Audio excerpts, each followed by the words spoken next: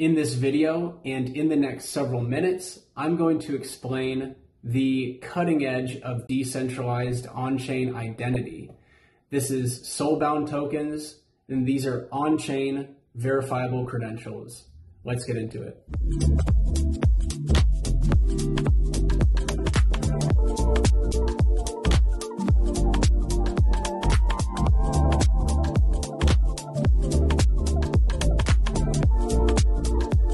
In all the previous videos in this series, I've talked about mostly off-chain decentralized identity.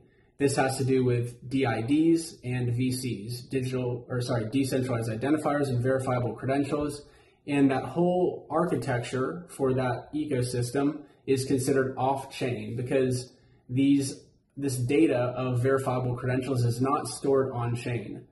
Now, there are some ways that it does utilize the blockchain, but it just is not considered on-chain for a variety of reasons.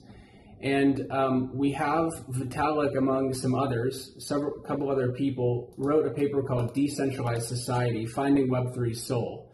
And they argue that Web3 is over-financialized, that all the tokens are being bought and sold and have token prices and blah, blah, blah.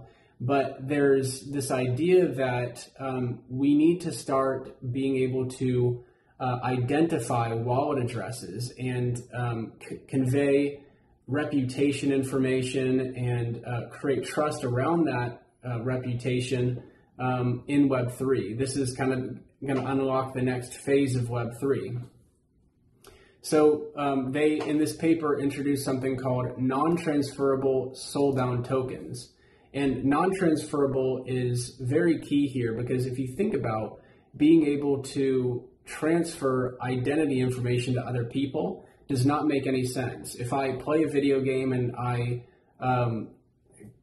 achieve a certain level, for instance, or I have some sort of game stats, this is what I have personally done. And being able to transfer those stats to another player through the transfer of like a normal NFT, for example, does not make any sense at all. So this is why soulbound tokens are non-transferable. There are some other projects in this on-chain identity space. There are some standards that have already been made.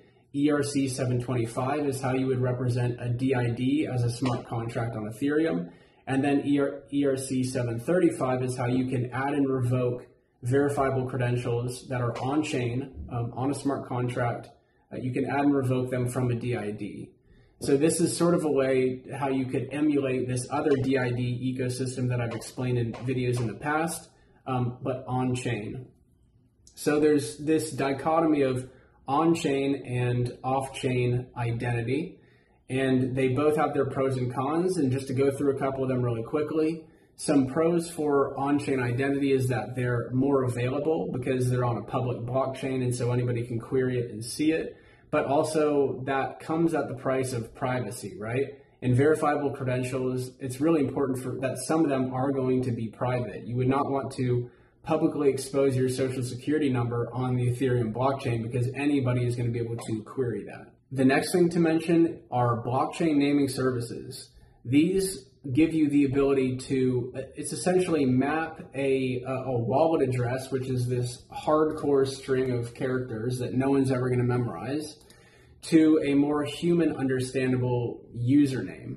So this is what the Ethereum naming service does. This is the most popular of all the blockchain naming services. And let's look at this specific one right here. It also allows you to associate other metadata with this name. So we have this person, here's his ETH address, but also we have all of the other addresses to the other blockchains in which he owns cryptocurrency. And you can also associate other identity type information in the ENS text record, it's called. So we have his email, a URL to his personal website, and other stuff down here. But what we're eventually going to be able to see is that when you log in with a wallet, a DApp is going to know if that wallet address is associated with an ENS, and then it's going to be able to pull ENS metadata into that DApp automatically. This kind of reminds me of the user control data I showed you in a previous video of the public profile information that you might store in a ceramic data stream. So I think that we're going to see how all this plays out in the long run, but blockchain naming services like ENS are definitely relevant in talking about identity. Some other naming services are HNS, which is called Handshake, and then Unstoppable Domains. So check those out if you're interested.